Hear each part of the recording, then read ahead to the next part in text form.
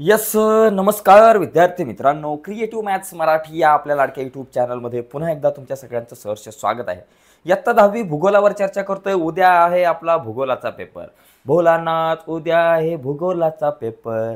Paper माझा सोपा होऊन तुम्हाला चांगले मार्क कसे मिळतील त्यावर मित्रांनो चर्चा करणार आहोत. तर ही एक महत्त्वाची प्रश्नपत्रिका बघणार आहोत मित्रांनो. जवळपास याच्या अगोदर आपण 2 महत्त्वाच्या प्रश्नपत्रिका बघितल्या. महत्त्वाची भौगोलिक कारणे बघितली, सविस्तर उत्तरे आणि टिपा लिहा यावर चर्चा केली. बऱ्याच मुद्द्यांवरती आपण गेल्या 2 दिवसांपासून चर्चा करतोय. तर आजची चर्चा म्हणजे ही एक इम्पॉर्टंट प्रश्नपत्रिका उद्याच्या पेपरच्या अनुषंगाने. तर अशा प्रकारचाच उद्याचा पेपर असणार आहे मित्रांनो, त्यामुळे ही चर्चा पूर्ण ऐका, फायदा होईल. तर जाऊयात झटकन पुढं. पण झटकन पुढं जाण्याच्या अगोदर पटकन व्हिडिओला लाईक करा आणि चॅनलला सबस्क्राईब करून त्याच्या बाजूला एक बेलचं बटन आहे ते सुद्धा दाबा. बघा मित्रांनो, या ठिकाणी आपल्याला पहिला जो प्रश्न आहे, हा पहिला प्रश्न कधी पण विधाने पूर्ण करा. बरोबर का? लक्षात घ्या, इथं विधाने पूर्ण करा. प्रश्न पहिला, दिलेल्या पर्यायांपैकी योग्य पर्याय निवडून विधाने पूर्ण करा व कृतीपत्रिकेमध्ये पुन्हा लिहा. भारताचे स्थान पृथ्वीवर टिंब गोलार्धात आहे. तर या ठिकाणी बघा 4 ऑप्शन आहे. उत्तर व पूर्व गोलार्ध. या ठिकाणी तुम्ही कमेंट्समध्ये चॅट बॉक्समध्ये लिहू शकता. उत्तर व पूर्व गोलार्ध, दक्षिण व पश्चिम गोलार्ध, उत्तर व पश्चिम गोलार्ध का दक्षिण व पूर्व गोलार्ध. तुमचं उत्तर येऊ द्या. या ठिकाणी मित्रांनो उत्तर व पूर्व गोलार्ध हे उत्तर बरोबर आहे. पण हे उत्तर लिहिताना आपल्याला काय करायचं आहे? उत्तर लिहिताना आपल्याला या ठिकाणी लक्षात घ्या, एक गोष्ट डोक्यामध्ये फिट करून ठेवा. इथं उत्तर लिहिताना आपल्याला नुसतं हा आकडा टाकून उत्तर व पूर्व गोलार्ध लिहायचं नाही, पूर्ण वाक्य लिहायचं आहे. म्हणजे बघा या ठिकाणी मी लिहितो भारताचे, पूर्ण वाक्य लिहायचं आहे. भारताचे स्थान असं पूर्ण लिहायचं बरं का. स्थान पृथ्वीवर, पृथ्वीवर बरं का. पृथ्वीवर कुठे आहे बाबा? उत्तर व पूर्व गोलार्धात आहे. उत्तर व पूर्व, ओके, उत्तर व पूर्व गोलार्धात, गोलार्धात आहे. मी फक्त याचंच गोलार्धात आहे असं या ठिकाणी पूर्ण वाक्य लिहायचं आहे.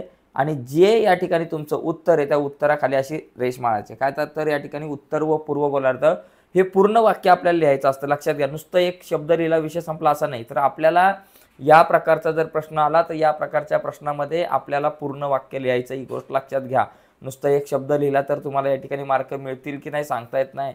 पूर्ण मार्क पाहिजे असतील तर पूर्ण वाक्य लिहा, इथं 1 मार्क मिळतील. दुसरा प्रश्न आहे, ब्राझीलमध्ये बघा, ब्राझीलमध्ये आग्नेय तसेच ईशान्य दिशेकडून येणाऱ्या टिंब वाऱ्यांपासून पाऊस पडतो. तर या ठिकाणी लक्षात घ्या, पूर्वीय वाऱ्यांपासून पाऊस पडतो. म्हणजे ब्राझीलमध्ये आग्नेय तसेच ईशान्य दिशेकडून येणाऱ्या पूर्वीय म्हणजे त्यालाच व्यापारी वारे म्हणतो. तर या व्यापारी वाऱ्यांमुळेच पाऊस पडतो. तर एवढं आपल्याला या ठिकाणी समजून घ्यायचं आहे. ठीक आहे. आता आपण पुढचा प्रश्न बघू. भारत व ब्राझील या दोन्ही देशांची अर्थव्यवस्था टिंब प्रकारची आहे.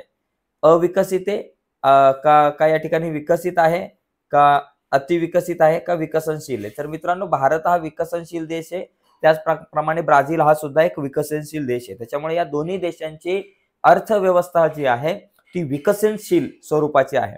पुढचा, ब्राझीलचा सर्वाधिक भूभाग या ठिकाणी लक्षात घ्या, सर्वाधिक भूभाग मैदानी प्रदेशाचा आहे, उच्चभूमीचा आहे, पर्वतीय आहे, विखंडित टेकड्यांचा आहे.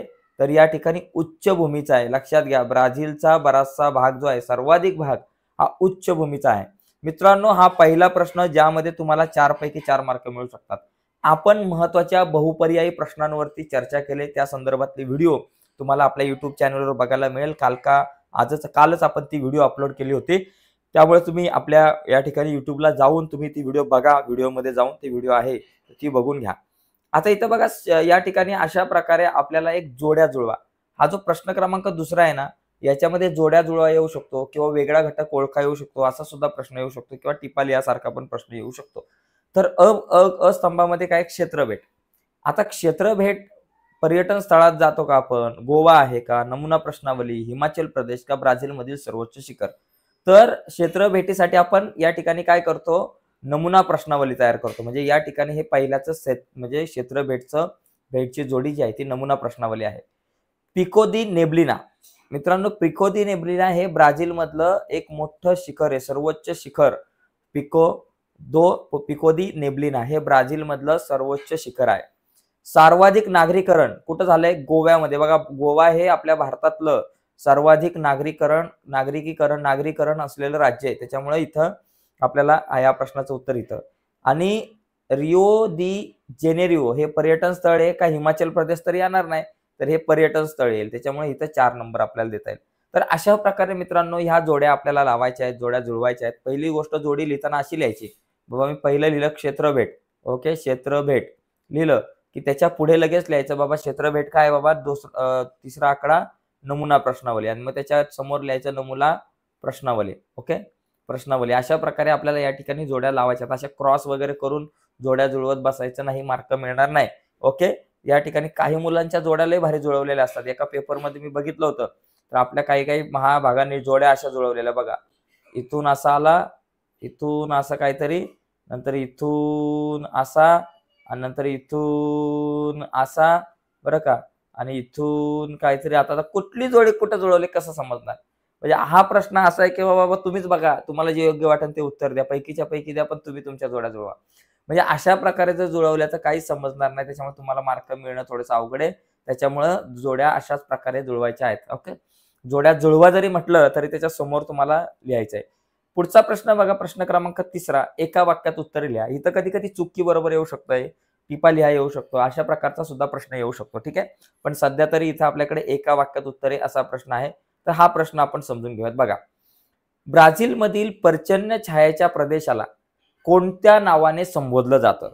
बघा, प्रदेश जो पर्जन्य छायेचा प्रदेश आहे त्याला आपण चतुष्कोण नावाने, अवर्षण चतुष्कोण हे नाव आहे, चतुष्कोण, ओके. अवर्षण चतुष्कोण या नावाने या ठिकाणी ओळखलं जातं. ब्राझील मधला जो पर्जन्य छायेचा प्रदेश आहे, जिथं पाऊस कमी पडतो, त्याला आपण अवर्षण चतुष्कोण असं म्हणतो. ब्राझील मधला लोकप्रिय खेळ, मित्रांनो, ब्राझील मधला लोकप्रिय खेळ तुमच्या सगळ्यांना माहिती पाहिजे, फुटबॉल. इथं फुटबॉल उत्तर आलं पाहिजे. ब्राझील मधला लोकप्रिय खेळ हा फुटबॉल आहे. पुढचा मुद्दा, भारतातील क्षेत्रफळाच्या दृष्टीने सगळ्यात मोठं राज्य. बघा, क्षेत्रफळाच्या दृष्टीने सगळ्यात मोठं राज्य म्हणजे राजस्थान हे भारताचं क्षेत्रफळाच्या दृष्टीने सध्या तरी सगळ्यात मोठं राज्य आहे, ठीक आहे. पुढचा मुद्दा, भारताची प्रमाणवेळ कोणत्या रेखावृत्तावरून निश्चित होते?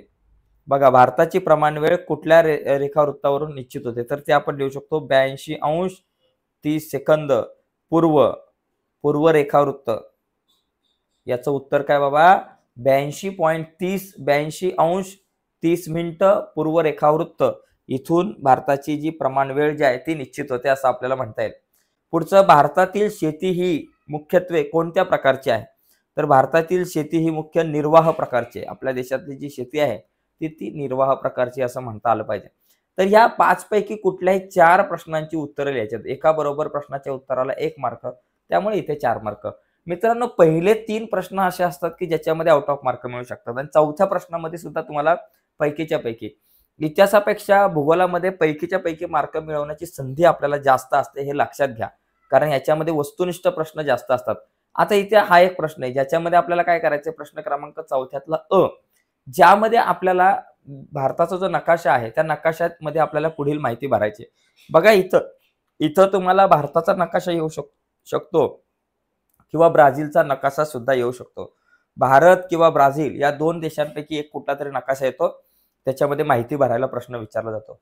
आता इथं बघा, भारताच्या नकाशाच्या आराखड्यात पुढील बाबी दाखवा. आता इथं मी घेतले बघा, या ठिकाणी सिक्कीम. आता भारताच्या नकाशामध्ये जर तुम्हाला सिक्कीम दाखवायचं तर सिक्कीम हे राज्य, म्हणजे पहिली गोष्ट कुठलं राज्य कुठं आहे हे तुम्हाला माहिती पाहिजे. प्रत्येक राज्य या ठिकाणी विचारलं जाऊ शकतं. बघा, इथं सिक्कीम राज्य असतं, सिक्कीम इथे. आता इथं या ठिकाणी तुम्हाला सूची पण तयार करावी लागते, लक्षात घ्या, सूची.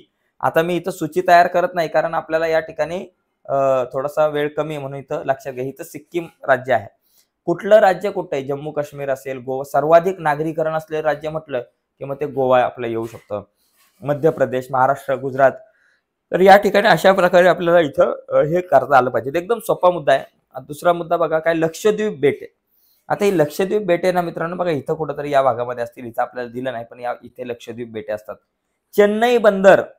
आता चेन्नई बंदर बघा, या ठिकाणी जर तुम्ही म्हटलं तर चेन्नई बंदर बघा, इथं चेन्नई बंदर तुम्ही दाखवू शकता, तामिळनाडूमध्ये इथे चेन्नई बंदर, ओके. चेन्नई बंदर या ठिकाणी आपल्याला असं दाखवता येईल. पुढचा मुद्दा काय, आसाम मधील खनिज तेल क्षेत्र दिग्बोय. आता आसाम या ठिकाणी बघा, आसाम जर तुम्ही बघितलं तर इथं आहे. तर या आसाममध्ये आपल्याला इथं दिग्बोई नावाचं एक एक इथं आसाममध्ये तुम्ही इथं दाखवू शकता की दिग्बोई. ओके. हे काय बाबा खनिज तेल क्षेत्र आहे. दक्षिण भारतातील सर्वाधिक लोकसंख्या घनतेचे राज्य म्हणजे दक्षिण भारत. आता हा उत्तर आहे आणि दक्षिण म्हणजे खाली. या दक्षिण भारतातलं सर्वाधिक लोकसंख्येची घनता असलेलं राज्य.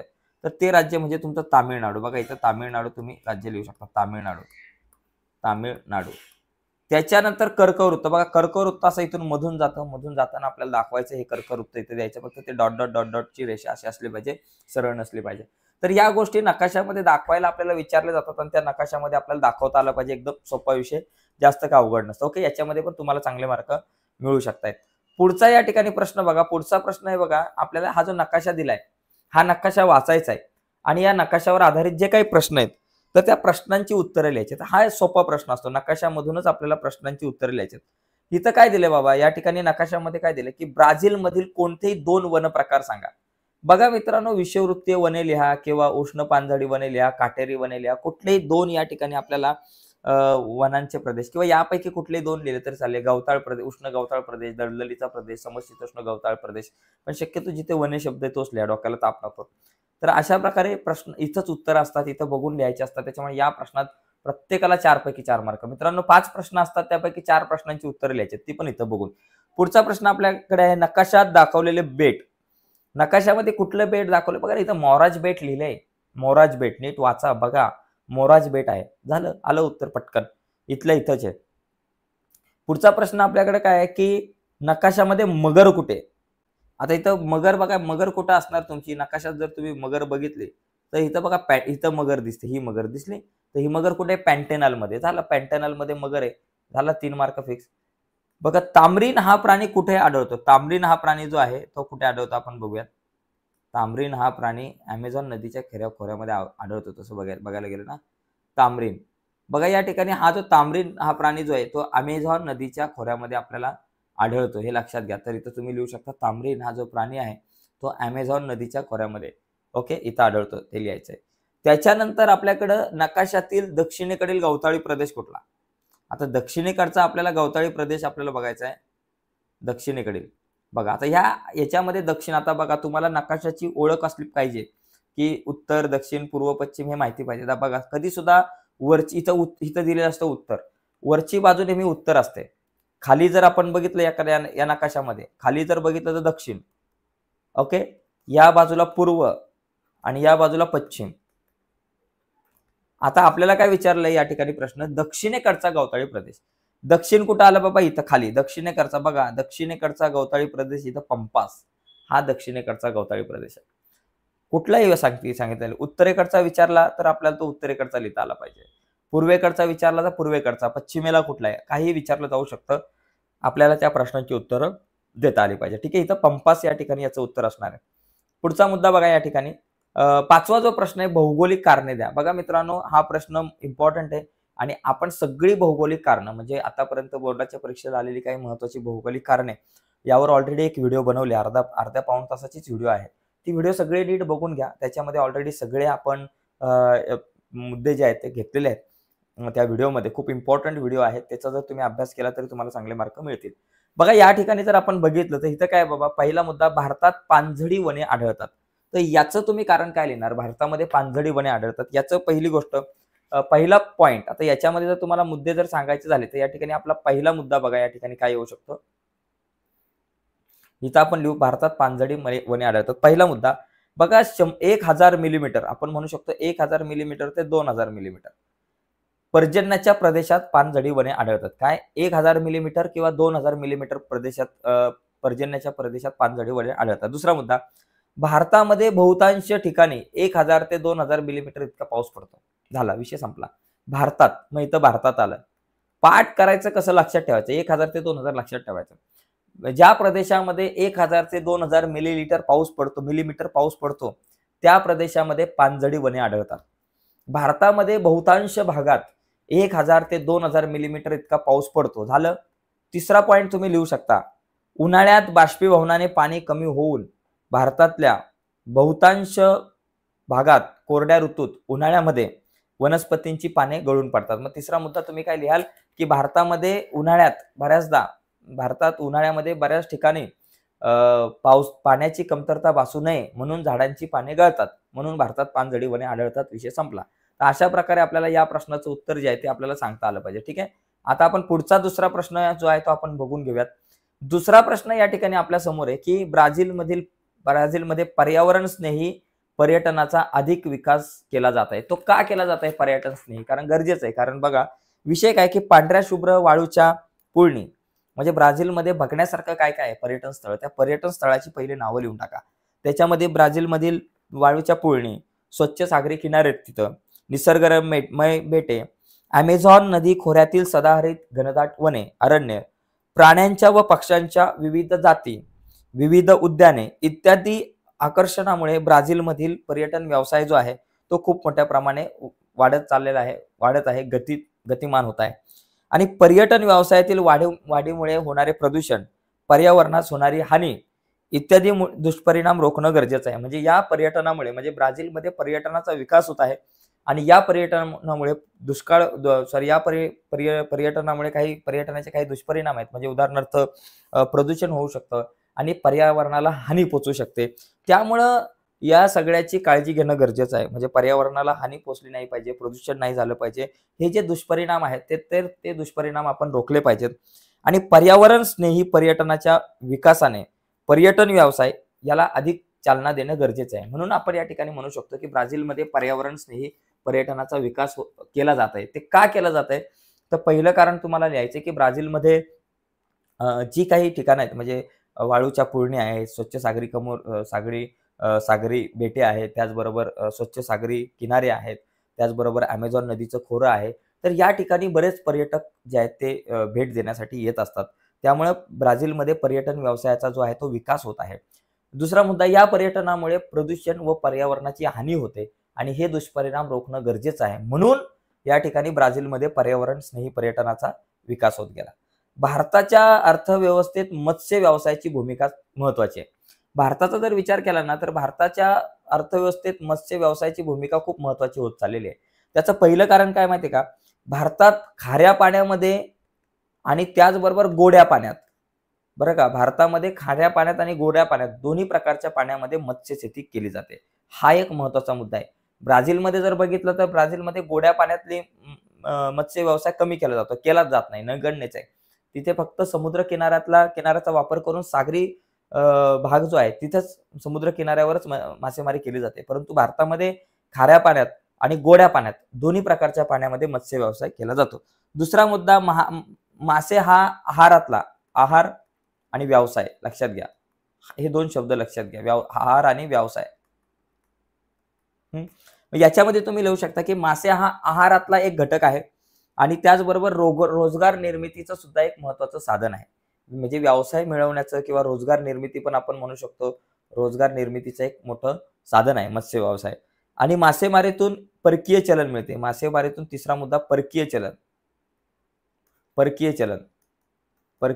चलन. कारण मासेमारीमधून मासे जे आहेत ते खूप बाहेर देशामध्ये जातात, त्याच्यातून परकीय चलन मिळतं. आणि मासेमारीच्या एकूण वार्षिक उत्पन्नापैकी सागरी मासेमारीचा वाटा जो आहे तो 40% आहे आणि देशाच्या एकूण मत्स्य व्यवसायापैकी सुमारे 60% वार्षिक उत्पन्न गोड्या पाण्यातल्या माशापासून मिळतं. या सगळ्या गोष्टी तुम्हाला सांगता आल्या पाहिजे. पहिला मुद्दा काय सांगायचा की भारतामध्ये खाऱ्या पाण्यातली मासेमारी केली जाते, त्याचबरोबर गोड्या पाण्यातली मासेमारी सुद्धा केली जाते. दुसरा मुद्दा, मासे हा आहारातला एक महत्वाचा घटक आहे.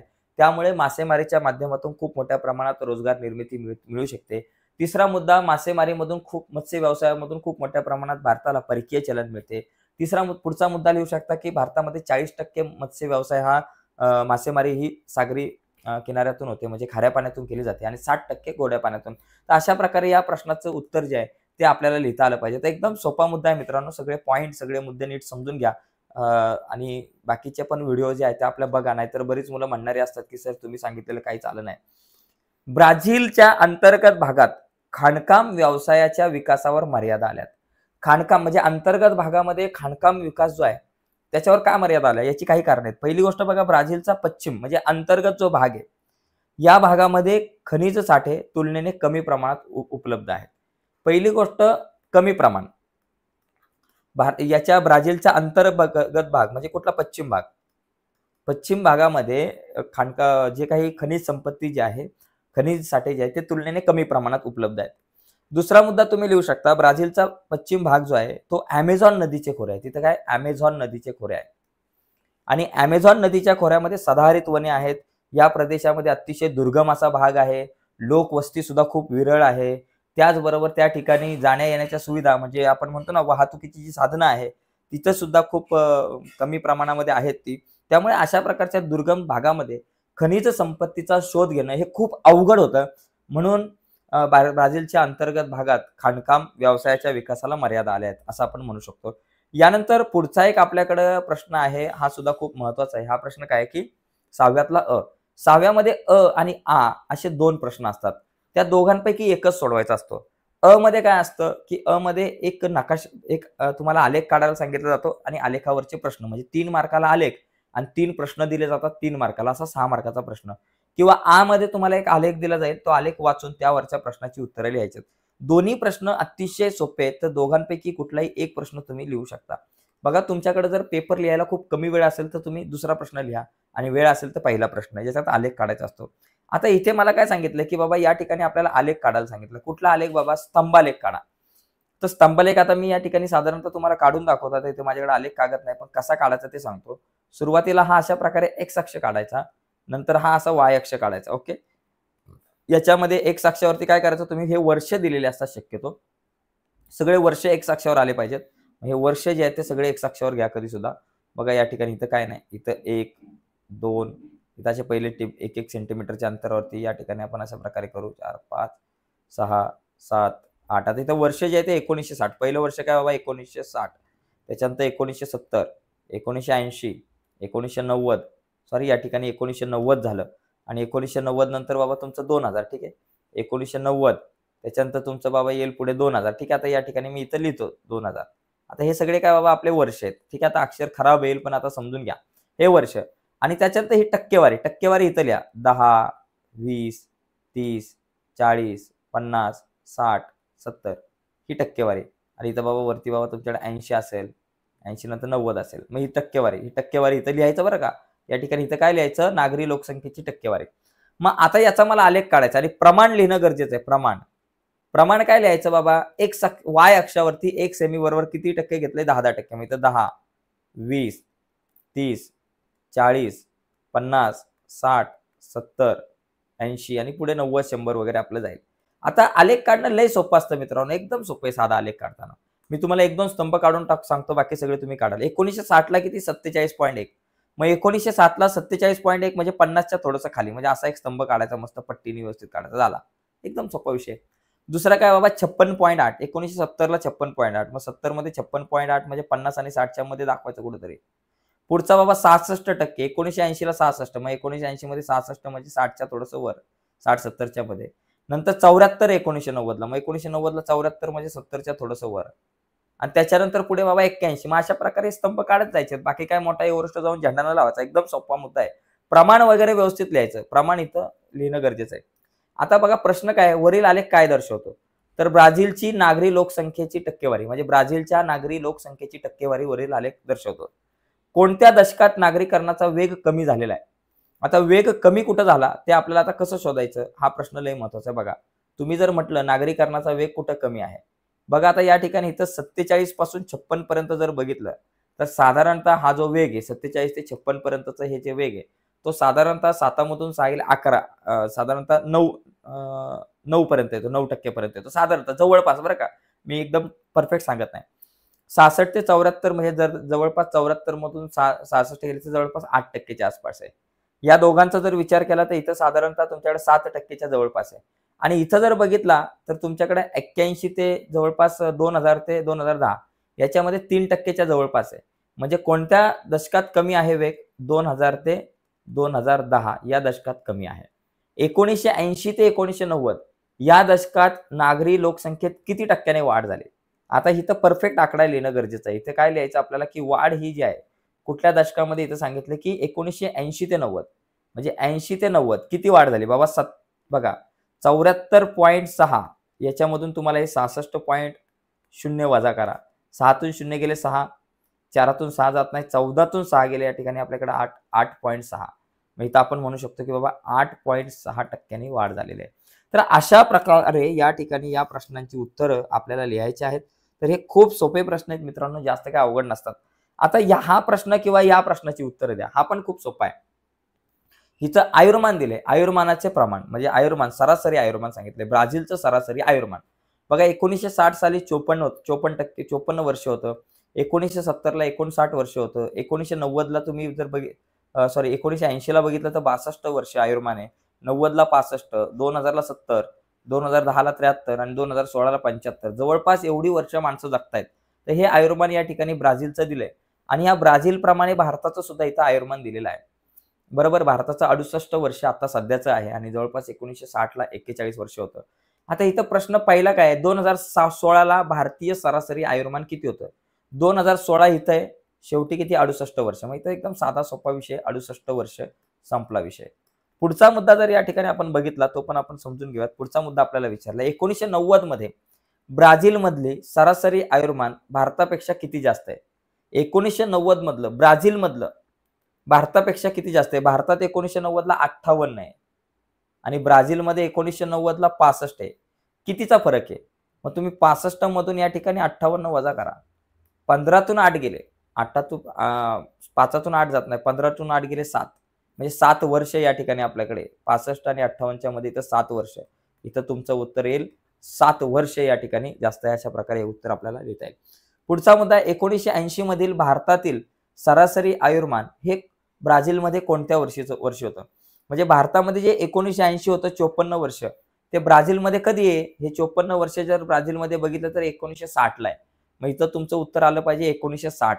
मग या ठिकाणी आपण लिहूयात 1960.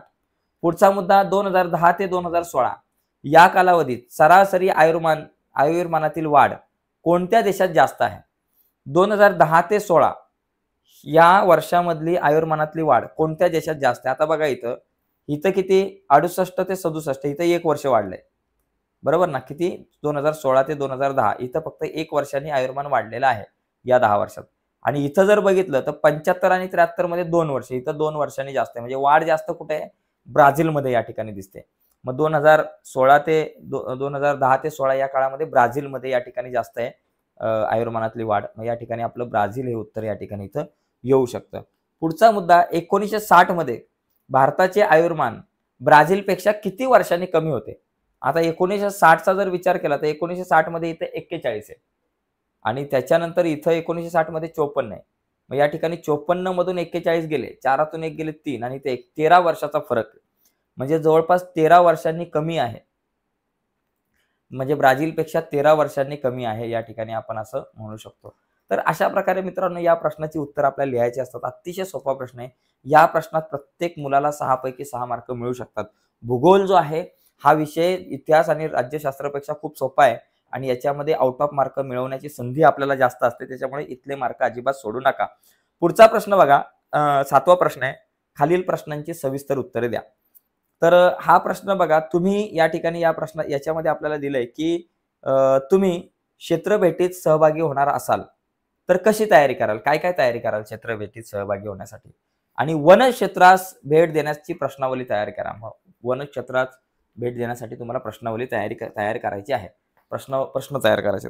या ठिकाणी बघा, पहिला मुद्दा, क्षेत्रभेटीला जायचं असेल तर तुम्ही कसं नियोजन कराल? सगळ्यात पहिली गोष्ट म्हणजे तुम्हाला क्षेत्रभेटीसाठी जाण्यासाठी नेमका तुमचा हेतू काय आहे हे तुम्ही निश्चित कराल. त्याच्यानंतर तुम्ही साठी जाण्यासाठी बाबा तुम्ही जर विचार केला, म्हणजे क्षेत्रभेटीत सहभागी होणार असाल तर काय तयारी करायची? त्याच्यामध्ये असा मुद्दा येऊ शकतो की पहिली गोष्ट क्षेत्रभेटीचा हेतू निश्चित करणं, मी का चाललोय तिथे हे निश्चित करणं. दुसरा मुद्दा, क्षेत्रभेटीच्या हेतूनुसार ठिकाणांची निवड करणं. बाबा माझा जो हेतू आहे त्यानुसार मी ठिकाणाची निवड करेल आणि त्याच्यानंतर आवश्यक कागदपत्रांची पूर्तता करेल. क्षेत्रभेटीसाठी लागणारे नकाशे, त्याचबरोबर लागणारी महत्त्वाची माहिती, त्याचबरोबर परवानगी पत्रे, या सगळ्या गोष्टी मी हे करेल.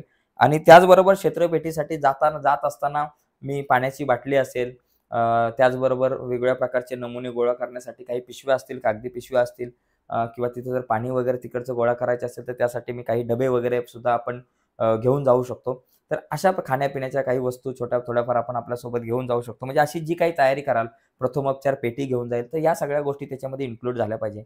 आणि वनक्षेत्राला जर तुम्हाला भेट द्यायची असेल, तर त्यासाठी एक प्रश्नावली तयार करा. पहिली गोष्ट म्हणजे त्या वनक्षेत्राचे नाव काय? तर तो एक प्रश्न असेल, की वनक्षेत्राचा प्रकार कुठला आहे? असा एखादा प्रश्न असू शकतो. त्याचबरोबर हे वनक्षेत्र किती आहे? असं येऊ शकतं. त्याचबरोबर हे वनक्षेत्र जे आहे ते नेमकं कुठल्या ठिकाणात आहे, कुठल्या कुठल्या राज्यात आहे, कुठल्या विभागामध्ये आहे, ते येऊ शकतं. आणि त्याचबरोबर या वनामध्ये कुठल्या प्रकारचे वृक्ष आढळतात, या वनामध्ये कुठल्या प्रकारचे प्राणी आढळतात, या वनामधले जे काही लाकूड आहे, त्या लाकडाचा काय उपयोग होतो, या वनामध्ये कुठल्या आयुर्वेदिक वनस्पती आढळतात. अशा प्रकारे तुम्ही या ठिकाणी बरेचसे प्रश्न काढू शकता. ओके. दुसरा प्रश्न, ब्राझील आणि भारत या देशातलं हवामान आहे. तर या हवामानाची तुलना. तर पहिली गोष्ट आपण बघूयात भारताचं हवामान बघा. भारत व ब्राझील यांच्या जर विचार केला तर भारताचं हवामान मान्सून प्रकारचं आहे. म्हणजे भारतामध्ये मान्सून प्रकारचा पाऊस आहे. म्हणजे 4 महिने धुमधडाक्यात पाऊस आणि उरलेले 8 महिने फुल टू ऊन आणि थंडी. तर ब्राझीलमध्ये उष्णकटिबंधीय स्वरूपाचं हवामान आहे. आपल्याकडे मान्सून आणि ब्राझीलमध्ये उष्णकटिबंधीय स्वरूपाचं, हे लक्षात घ्या. यामध्ये सर्वसाधारणपणे भारताच्या दक्षिण भागात तुलनेने जास्त तापमान व उत्तर भागात कमी तापमान असतं. भारताच्या दक्षिण भागात जास्त आणि उत्तर भागामध्ये हिमालय पर्वत आणि तिकडं सगळा बर्फाच्छादित प्रदेश असल्यामुळे तिकडं थंड वातावरण असतं. ओके. याउलट ब्राझीलमध्ये जर बघितलं तर ब्राझील देशाच्या उत्तर भागात तुलनेने जास्त तापमान आहे. ब्राझीलच्या उत्तर भागात जास्त तापमान आणि दक्षिण भागात कमी तापमान आहे. तर अशा प्रकारे साधारणपणे आपल्याला या ठिकाणी ब्राझील आणि भारत याच्या हवामानाची तुलना आपल्याला करायची आहे. त्याच्यानंतर भारताच्या मैदानी प्रदेशाची वैशिष्ट्ये, हे 8 मुद्दे तरी साधारणतः या प्रकारच्या प्रश्नात आले पाहिजेत. 8 मुद्दे. मग आता 8 मुद्दे म्हणजे प्रत्येक एका मुद्द्याला अर्धा मार्क तुम्हाला मिळेल. म्हणजे 8 मुद्दे जर घेतले तर तुमचे 8 मार्क फिक्स होतील. तुमचे मार्क कमी करायला कुठं जागा नाही. आता जर मी म्हटलं मैदानी प्रदेशाची वैशिष्ट्ये, बघा पहिली गोष्ट, भारतात उत्तर भागात विस्तीर्ण मैदानी प्रदेश आढळतो. भारताचा जो आपला उत्तर भाग आहे त्याच्यामध्ये विस्तीर्ण असा मैदानी प्रदेश आढळतो. हा प्रदेश भारतीय मैदान म्हणून ओळखला जातो. उत्तर भागामध्ये विस्तीर्ण असा मैदानी प्रदेश आढळतो आणि तो प्रदेश जो आहे तो भारतीय मैदानी प्रदेश म्हणून ओळखला जातो. हिमालयाच्या दक्षिण पायथ्यापासून भारतीय द्वीपकल्पाच्या उत्तर सीमेपर्यंत आणि पश्चिमेकडील राजस्थान, पंजाब पासून पूर्वेकडे आसामपर्यंत उत्तर भारतीय मैदान या प्राकृतिक विभागाचा विस्तार आढळतो. म्हणजे या प्राकृतिक विभागाचा जो विस्तार आहे तो जर बघितला तर म्हणजे हिमालयाच्या दक्षिण पायथ्यापासून, म्हणजे हिमालयाच्या पायथ्यापासून ते भारताच्या द्वीपकल्पाच्या उत्तर सीमेपर्यंत आणि इकडे राजस्थान, पंजाब पासून आसामपर्यंत एवढ्या भागामधले मधल्या पट्ट्यामध्ये भारतीय मैदानी प्रदेश जो आहे तो आढळतो. याच्यानंतर उत्तर भारतीय मैदानी प्रदेशाचे प्रामुख्याने 3 विभाग आहेत. तर ते 3 विभाग सांगणं गरजेचं आहे. पहिली गोष्ट, अरवली पर्वताच्या पूर्वेकडील गंगा नदीच्या खोऱ्याचा प्रदेश हा एक आहे. तो गंगेचे मैदान म्हणून ओळखला जातो आणि या मैदानी प्रदेशाचा उतार पूर्वेकडे आहे. कारण गंगा नदी जी आहे ती पूर्वेकडे जाते आणि पुढे जाऊन पश्चिम बंगालला मिळते, बंगालच्या उपसागराला मिळते. त्याच्यानंतर अरवली त्याच्यानंतर पुढे भारताच्या पश्चिम बंगाल राज्याच्या बहुतांश भागामध्ये आणि बांगलादेशात गंगा व ब्रह्मपुत्रा या नद्यांच्या मुखांशी त्रिभुज प्रदेश आढळतो. या प्रदेशात सुंदरबन असं म्हणतात आणि हा जगातील सर्वात मोठा त्रिभुज प्रदेश आहे असं म्हणता येईल. एकंदरीत अशा प्रकारे आपल्याला भारताच्या मैदानी प्रदेशाची वैशिष्ट्य तुम्हाला सांगायची आहे तर ती तुम्ही सांगू शकता चांगल्या प्रकारे. पण हे 3 प्रश्न जे आहेत हे व्यवस्थित तुम्ही करून जा. आणि बाकी ऑलरेडी आपण बरेचसे प्रश्न जे आहेत ते बघितलेत. गेल्या काही दिवसांपासून आपली चर्चा चालू आहे. काल आणि आज आपण दिवसभरामध्ये खूप साऱ्या व्हिडिओज जे आहेत ते आपल्या यूट्यूबवर अपलोड केलेले आहेत. तर त्याच्यामध्ये 2 महत्त्वाचे व्हिडिओ बघा. पहिली गोष्ट म्हणजे भौगोलिक कारणे स्पष्ट करा, यावर स्पेशल व्हिडिओ आहे. आणि दुसरी काही महत्त्वाचे मुद्दे जे आहेत त्याच्यावरती व्हिडिओ आहे. तर त्या 2 व्हिडिओ जर बघितल्या तर तुमचे बरेचसे प्रश्न जे आहेत ते सॉल्व्ह होतील. आणि साधारणतः 3 प्रश्नपत्रिका आपण काल आणि आज या 2 दिवसामध्ये बघितलेल्या आहेत, इम्पॉर्टंट प्रश्नपत्रिका. ठीक आहे. तर आजच्या चर्चेत मित्रांनो इथं थांबतोय. उद्या सकाळी 5 वाजता आपण भेटूयात. उद्या सकाळी 5 वाजता लाईव्ह चर्चेत आपण भेटू. तर सकाळी 5 वाजता सर्वांनी लवकर उठून जॉईन व्हायचं आहे. तर भेटूयात उद्या सकाळी 5 वाजता. तर तुर्तास इथेच थांबूयात मित्रांनो. बाय सर्वांना, धन्यवाद.